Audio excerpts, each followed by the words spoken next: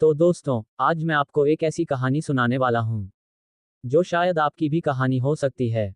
एक छोटा सा गांव, बड़ी बड़ी उम्मीदें, आईआईटी का सपना, और फिर एक ऐसा झटका जिसके बाद लगता है कि जिंदगी वहीं खत्म हो गई। अगर आप कभी किसी एग्जाम में फेल हुए हो, अगर कभी लोगों ने आपको लूजर कहा हो, अगर आपको लगता है कि आपकी मार्कशीट ही आपकी औकात तय करती है, तो इस वीडियो को स्किप मत करना, क्योंकि आज की कहानी शून्य से शिखर तक सिर्फ एक लड़के की नहीं, बल्कि हर उस इंसान की है जो गिरने के बाद भी उठने की हिम्मत रखता है। तो आराम से बैठो, दिल खोल कर सुनो, और अगर कहानी आपको छू जाए तो अंत तक जरूर बने रहना। चलिए शुरू करते हैं आर्यन की कहानी।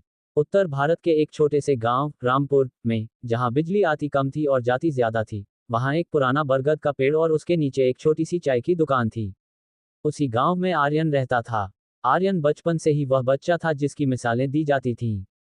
देखो, वर्मा जी का बेटा कितना होशियार है, ये वाक्य उसने इतनी बार सुना था कि अब ये तारीफ नहीं, बल्कि एक भारी पत्थर जैसा लगता था जिसे उसे अपनी छाती पर लेकर चलना था। आर्यन के पिताजी, रमेश बाबू, एक साधारण किसान थे।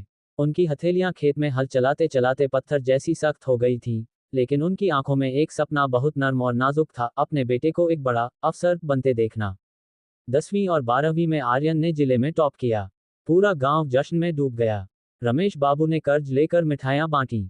सबको लगा कि अब आर्यन का भविष्य तय है। उसे शहर भेजा गया आईआईटी की तैयारी के लिए।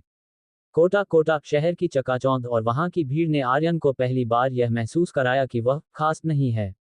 वहां उसके जैसे हजारों टॉपर थे। जो आर्यन अपने गांव का शेर था, यहाँ वह भीड़ में एक मामूली भेड़ बनकर रह गया था। कोचिंग की रफ्तार, बैकलॉग का तनाव और हर हफ्ते होने वाले टेस्ट में गिरते हुए नंबर, आर्यन का आत्मविश्वास रेत की तरह उसकी मुट्ठी से फिसलता जा रहा था।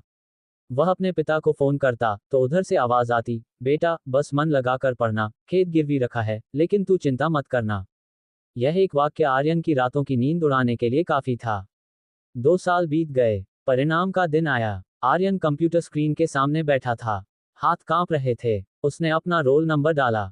स्क्रीन पर लिखा आया, नॉट क्वालिफाइड, अयोग्य। आर्यन को लगा जैसे किसी ने उसके सीने से दिल निकालकर बाहर फेंक दिया हो। वह सन रह गया। उसे अपने पिता का चेहरा याद आया, माँ की उम्मीदें याद आईं, और पड़ोसियों के ताने उसके कानों में गूंजने लगे। वह गांव वापस लौटा, लेकिन वह आर्यन अब वह नहीं था जो गया था। उसकी आंखों की चमक बुझ चुकी थी। गांव वालों ने हमदर्दी कम और ताने ज्यादा दिए। अरे, हम तो पहले ही कहते थे शहर की हवा लग गई होगी। बड़ा अफसर बनने गया था, खाली हाथ लौट आया। रमेश बाबू ने कुछ नहीं कहा, लेकिन उनकी झुकी हुई कमर और खामोशी आर्यन को चीख चीख कर उसकी नाकामी का एहसास दिला रही थी। आर्यन ने खुद को कमरे में बंद कर लिया। वह डिप्रेशन, अवसाद के गहरे कुएं में गिरता चला गया। उसे लगता था कि उसका जीवन खत्म हो चुका है। उसने मान लिया था कि वह एक लूजर है। 6 महीने बीत गए। आर्यन घर से बाहर नहीं निकलता था। एक दिन उसकी माँ ने उसे डांटा, कब तक ऐसे लाश बनकर पड़ा रहेगा? जा, घर का पुराना कबाड़ ही बेचा, घर में राशन के पैसे नहीं हैं। आर्यन बेमन से घर के स्टोर रूम में गया। वहां पुराने अखबार, टूटी कुर्सियां और एक पुराना, धूल से भरा रेडियो पड़ा था। ये वही रेडियो था जिस पर उसके दादाजी समाचार सुना करते थे। अचानक आर्यन की बचपन की जिज्ञासा जागी। उसने रेडियो उठाया। उसे याद आया कि कैसे बचपन में वह खिलौने तोड़कर देखता था कि वे काम कैसे करते हैं। उसे इंजीनियरिंग का शौक था, लेकिन किताबों वाली इंजीनियरिंग का नहीं, बल्कि पुर्जों वाली इंजीनियरिंग का। उसने उस रेडियो को खोला। उसके अंदर के सर्किट, तार और चुंबक देखकर उसे एक अजीब सा सुकून मिला। उसने अपनी पुरानी फिजिक्स की किताबों का इस्तेमाल किया, कुछ तार जोड़े, कुछ सोल्डरिंग की। 2 दिन तक वह उसी में लगा रहा। खाना पीना सब भूल गया। तीसरे दिन शाम को उस पुराने रेडियो से आवाज आई, विविध भारती में आप सभी का स्वागत है। वह आवाज आर्यन के लिए किसी संगीत से कम नहीं थी। उसने कुछ याद नहीं किया था, उसने कुछ पास्ट नहीं किया था, उसने कुछ सुधारा था। उसने एक मृत चीज में जान डाल दी थी। उस दिन आर्यन को एहसास हुआ, असफलता अंत नहीं है, बल्कि एक नए रास्ते की शुरुआत है। आर्यन का नजरिया बदल गया। उसे समझ आ गया कि वह रट्टू तोता नहीं बन सकता, वह एक इनोवेटर है। उसने गांव के कबाड़ी की दुकान से सस्ता इलेक्ट्रॉनिक सामान खरीदना शुरू किया।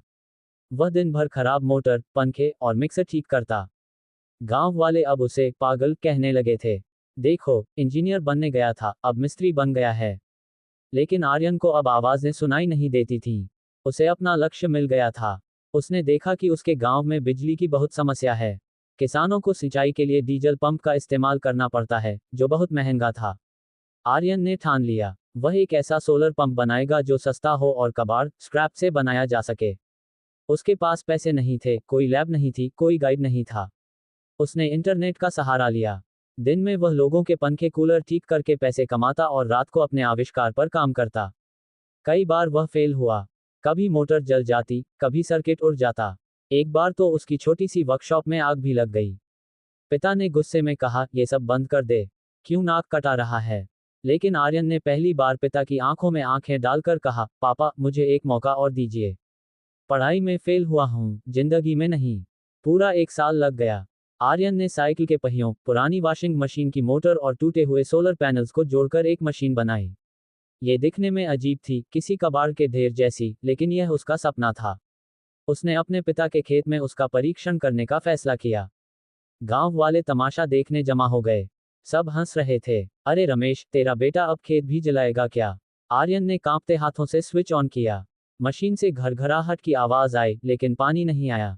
लोग जोर से हंसने लगे। आर्यन की आंखों में आंसू आ गए।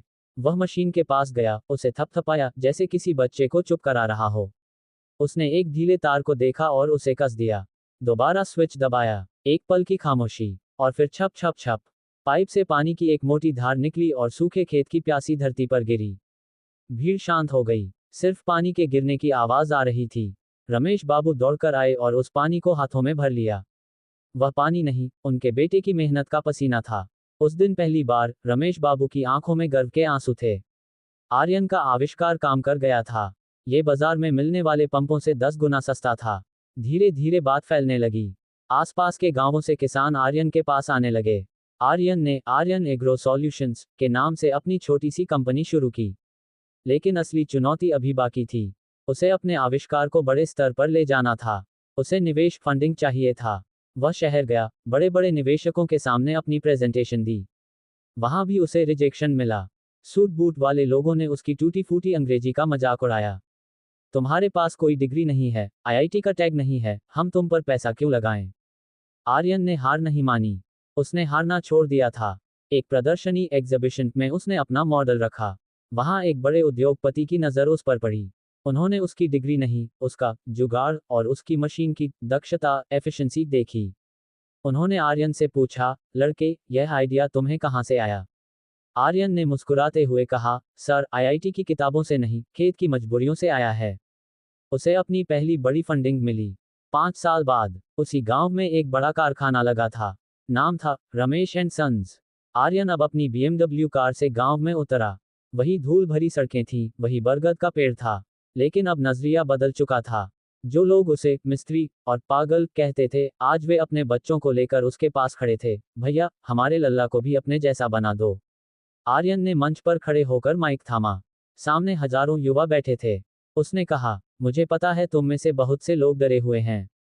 किसी को एग्जाम का डर है, किसी को नौकरी का। समाज तुम्हें एक रेस में दौड़ा रहा है। अगर तुम उस रेस में गिर जाओ, तो यह मत सोचना कि तुम बेकार हो सकता है तुम घोड़े नहीं, पक्षी हो। घोड़े का काम दौड़ना है, पक्षी का काम उड़ना है। अपनी ताकत को पहचानो। मैं एक एग्जाम में फेल हुआ तो मुझे लगा दुनिया खत्म हो गई। लेकिन सच तो यह था कि उस फेलियर ने मुझे उस रास्ते से हटा दिया जो मेरा था ही नहीं। आपकी मार्कशीट आपके भविष्य का प्रमाण पत्र नहीं है। आपकी जिद, आपका जुनून और हार न मानने का जज्बा ही आपकी असली डिग्री है। आर्यन की कहानी हमें यह सिखाती है कि खुद पर विश्वास, जब पूरी दुनिया आप पर शक करे, तब आपको खुद पर सबसे ज्यादा भरोसा करना होता है। नजरिया पर्सपेक्टिव, कचरे में भी आविष्कार छिपा होता है, बस देखने वाली नजर चाहिए। असफलता एक शिक्षक है। फेल का मतलब है फर्स्ट अटेम्प्ट इन लर्निंग, सीखने की पहली कोशिश। समाज का शोर, लोगों की बातें तब तक मायने रखती हैं जब तक आप उन्हें अपने दिल पर लेते हैं। जिस दिन आप काम करना शुरू करते हैं, शोर तालियों में बदल जाता है। अंततः आज आर्यन न केवल एक सफल बिजनेसमैन है, बल्कि उसने अपने गांव की तस्वीर बदल दी है। वह उन सभी छात्रों के लिए उम्मीद की किरण है जो सोचते हैं कि एक कागज का टुकड़ा, मार्कशीट, उनकी किस्मत तय करता है। तो दोस्तों, ये थी आर्यन की कहानी। एक ऐसा लड़का जो आईआईटी में फेल हुआ, लेकिन जिंदगी के सबसे बड़े एग्जाम में टॉप कर गया। आज अगर आप किसी मोड़ पर अटके हुए हो, अगर आपको लग रहा है कि सब कुछ खत्म हो गया है, तो बस इतना याद रखना, फेल होना अंत नहीं होता, रास्ता बदलना हार नहीं होता। और मार्कशीट कभी भी आपकी किस्मत तय नहीं करती। हो सकता है आप जिस रेस में दौड़ रहे हो वो आपकी रेस ही ना हो सकता है आप घोड़े नहीं पक्षी हो और आपको उड़ने के लिए बने हो। अगर ये कहानी आपको थोड़ी भी प्रेरणा दे पाई हो तो वीडियो को लाइक कर देना। ऐसी ही असली जमीन से जुड़ी कहानियों के लिए चैनल को सब्सक्राइब करो और कमेंट में बताओ आप अभी अपनी जिंदगी के किस पड़ाव पर हो। मिलते हैं अगली वीडियो में एक नई कहानी, एक नई सीख के साथ। तब तक याद रखना, हार तभी होती है जब आप मान लेते हो। जय हिंद।